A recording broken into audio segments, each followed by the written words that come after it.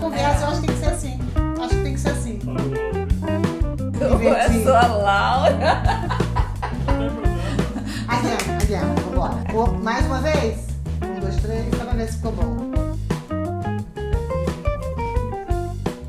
Olá, estamos aqui para compartilhar e dividir com vocês os nossos anseios, nossos medos, nossas dúvidas, nossas inquietações.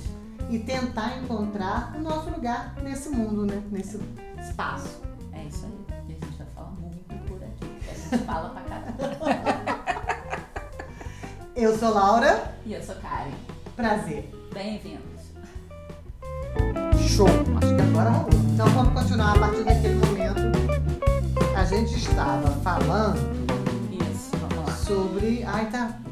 Tinha que ter dado uma parada e você continuou falando. Tem que voltar. A gente estava falando sobre os escravizados. Ah, sim.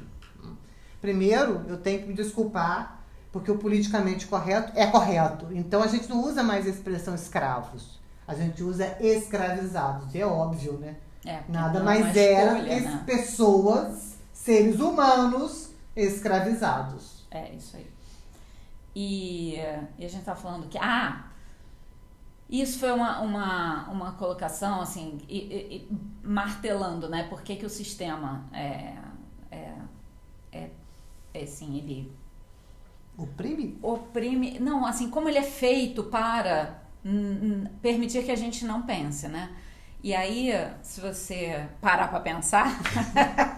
Quando você tem a oportunidade de parar para pensar... No século XVIII, no Brasil, a população de escravizados era quase metade da população brasileira. E você se tornar, né, assim, uma pessoa, quando um escravizado, né, se tornava, conquistava a sua liberdade, né, para ele entrar nesse jogo, nesse mundo cruel, ele entendia que tinha que replicar o modus operandi. Então, se uma pessoa, né, era considerada, né, da alta sociedade, né, uma pessoa liberta, tinha um escravizado a seu serviço, né, sob seu poder, essa pessoa escravizada, quando ela se tornava, né, livre, ela queria reproduzir a mesma coisa, né? Não e aí, todas, tentava adquirir o outro ou escravizar alguém. Exatamente. E aí eu me pergunto, porque hoje, né, Laura, a gente tem acesso àquilo que você falou, que o mundo vem de encontro a gente, o mundo entra na nossa casa sem pedir licença, né? Então, assim, com um clique você tem informação de tudo. Se você souber pesquisar nos lugares certos, você tem informação, tem respostas que antes, quando eu estudava, por exemplo, eu tinha que ir na biblioteca, pegar uma enciclopédia, pegar um livro, pesquisar em casa, devolver, xerocar e tal. Hoje, né, você com um clique, você tem acesso. E aí eu me pergunto, essas pessoas que não tinham acesso, ou mesmo as pessoas de hoje que não têm esse acesso, como algumas delas conseguem sair da caixa que o sistema a impõe?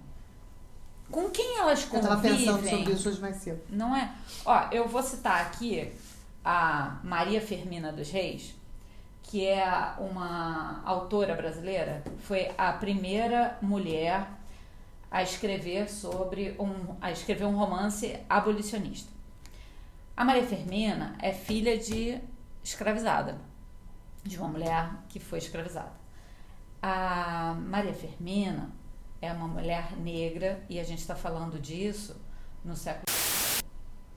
A Maria Firmina, ela enxergava fora da caixa. Nesse romance... Parece que já nasce com a pessoa, né? É isso que eu queria saber. Com quem? Se eu pudesse voltar no tempo... Cara, se eu puder voltar no tempo para encontrar uma pessoa, quem você queria? Eu queria encontrar a Maria Firmina. Porque eu queria entender, assim, o que desconstruiu ela todo aquele ambiente que era feito para outra coisa, ela nasceu dali. Exato. E aí pensa, ela se tornou professora. Ela conseguiu passar num concurso para dar aula. E naquela época, ela é do Maranhão, né? E naquela época, os servidores públicos, quando passavam em concurso, né, dependendo do concurso, eles eram levados para receber o título numa liteira carregada, ela é sentadinha naquela cadeirinha, e escravizados, que a gente está falando isso antes da abolição, né? Então, ela era uma liberta num tempo que existiam escravizados. E aí, iam lá os escravizados carregando a pessoa.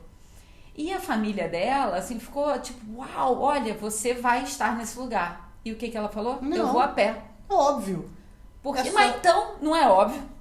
O que não é óbvio, né? Porque ela, como ela pensou assim, entende? Porque como ela não reproduziu, o que a fez mudar? Mudar a chavinha. Mudar a chavinha. E colocar aqui, e assim, eu questiono muito, e aí a gente vai falar isso muitas vezes, né? Além de eu questionar o currículo de história do Brasil, né? Da história que a gente ensina e aprende no Brasil. Eu questiono mais amplamente por que determinadas coisas são como são na educação. Aquele quadro, aquelas carteiras em fila, aquele professor lá na frente que só diz e não recebe, que não tenta mudar a estrutura do negócio para fazer, não faz a criança ir buscar, só dá aquela comida pronta. Tem muita questão aqui que a gente precisa... É muito ego, né? Exatamente. É muita coisa. Eu sou o centro da... Então eu não vou trazer nada, não vou pegar nada de que eles puderem me dar para usar aqui. Tem muita coisa pra gente repensar ainda. E dentro desse lugar, a gente tem lá, né, os clássicos da literatura brasileira. Você já viu a Maria Firmina nos clássicos da literatura brasileira? Não. Nem nunca ouviu falar. Por quê? Porque ela foi apagada da história. Por quê? Se fosse obrigatório ler o romance da Maria Firmina, por exemplo, e ela escreveu outros, ela escreveu uma novela, escreveu um hino à independência, à libertação dos escravos, ela escreveu um romance chamado A Escrava, e ela coloca aqui os personagens dela, que ela criou para essa história, tem escravizados, tem homens brancos, mulheres brancas, mas esses escravizados que existem no livro dela têm uma vida. Ele tem um papel, ele tem uma história, ele tem conteúdo para contar. Porque em vários outros romances, a gente sabe, né? Existem escravizados na novela, no romance. Ninguém fala sobre a vida dele, a gente não sabe a história dele. Não sabe a história dele. Não tem nada para acrescentar. Ele só chegou ali para servir o chá. Que, aliás, tá uma delícia o chá. Ele só serve para isso. E ela não. Exatamente. Ela coloca, dá a eles o status de pessoa que eles são. Mas isso também é uma forma de apagamento, ela não está no currículo. Claro que sim. Tem muita coisa não estar no currículo, é uma forma de apagamento. E é isso que a gente vai ficar sempre batendo o pé aqui e questionando. Por quê? Por que o nosso currículo, ele favorece a manutenção do que está acontecendo. Do que está acontecendo. Ele não é para você questionar. Para empoderar ninguém. Não, nem a mulher. Não, muito menos a mulher. A gente só é para acumular funções, porque agora, além de fazer tudo que a gente já fazia, agora a gente tem que... O que foi a libertação da mulher? Onde é que foi? Quando é que aconteceu isso? Podemos trabalhar, podemos votar, não é? Mas a gente pode trabalhar fora, mas continuar trabalhando dentro. As coisas são engraçadas, não né? é? E a gente continua aceitando isso acontecer. E ganhando menos, assim, no mesmo emprego... fazendo a mesma função, a mulher ganha menos que o homem e você ainda vê uma pessoa justificar isso, né? Aliás, pessoa essa que se tornou presidente do Brasil, né? Justificar que a mulher tinha que receber menos mesmo porque ela é engravida. Aí eu penso, caramba, ela tinha que receber mais. É por isso que não se tem crianças mais no mundo, né? Tá aí, ó, mais um motivo.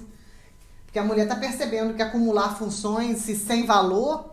Por que a gente vai botar mais uma criança no mundo? Porque na verdade eu acho que a gente vai ganhar mais, né? Você gera uma vida, você vai trabalhar, você vai trabalhar sangrando. Não mais, estamos na menopausa. A gente vai trabalhar com cólica. Vai. A gente vai trabalhar doente. Vai. E lá e cá, né? Em casa também. Não dá pra parar.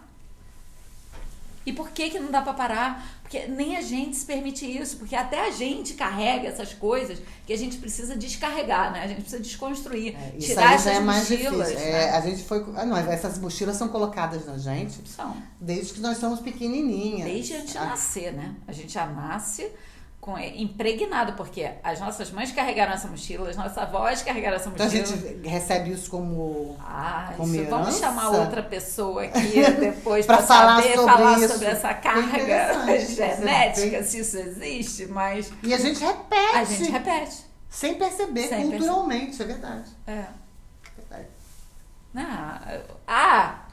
Vou te fazer uma pergunta que você me fez. Sim, senhora. Eu vou responder. Com uma mãe, como é que é? Com um filho nasce uma mãe? Não. Você acha diferente? Né? Não. Eu acho também que, assim, é um aprendizado. A gente é ensinada que sim. Esperam da gente que sim. Nasceu um filho, automaticamente você recebeu um manual, né, com um pacote dizendo como é que você faz tudo direitinho. A gente... Com um filho não nasce uma mãe, não. Algumas vezes leva-se anos pra gente se tornar uma mãe. Algumas vezes a gente não consegue se tornar mãe nunca. Concordo. Não é pra todo mundo. Não é pra todo mundo, não. E tá tudo bem não ser pra todo mundo. Claro, e esse não é pra todo mundo é uma coisa boa, né? Isso é ótimo, melhor assim. Porque... Quem não tem competência... Imagina a gente reproduzir isso de que toda mulher só é mulher se for mãe. Só se sente completa, plena, se for mãe. Já passou, né? Te risca. Não, tá doido. Tira isso. Mas aí que tira essa mochila das costas. Bom, a gente não disse ainda, mas a gente não mora no Brasil. Acho que as roupas para essa época... tá vendo? Tá assim, o clima hoje está... A gente mora em Portugal, por escolha. Outro privilégio nosso. Outro privilégio. Viemos pra cá procurar emprego, né? Mas, né? Terminamos conversando com vocês. Procuramos e estamos aqui batendo papo com vocês sobre as nossas inquietações. Porque também o etarismo aqui na Europa não tem gente, mas mesmo assim não tem trabalho. Não para o que a gente se propõe a fazer, óbvio. A gente podia ter trabalho, sim, né? Até tem muito, né? Mas não porque a gente quer fazer. Não, e aí a gente vai entrar em outra discussão. Aí é outra discussão para outro tempo. Então, moramos em Portugal. Gostamos? Gostamos. Muito. Gostamos. A gente pode até falar sobre isso também, né? Por que a gente se prefere ficar aqui? A gente ama o Brasil. Ama o Brasil. Muita coisa. Mas estamos melhor aqui. Nesse momento a gente faz esse recorte. A gente está melhor aqui agora. Embora o Brasil esteja melhorando. Não acho ainda não. Tá, sim, senhora. Com relação às informações, as coisas que chegam pra gente, não me parece que a gente está melhorando, não. A gente está em reboliço lá. Não, então. Mas muita coisa precisa ser arrumada, né? A gente tem um período de colocar tudo no lugar. Inclusive... Tô preparada ainda pra ficar no meio do reboliço lá não, hein?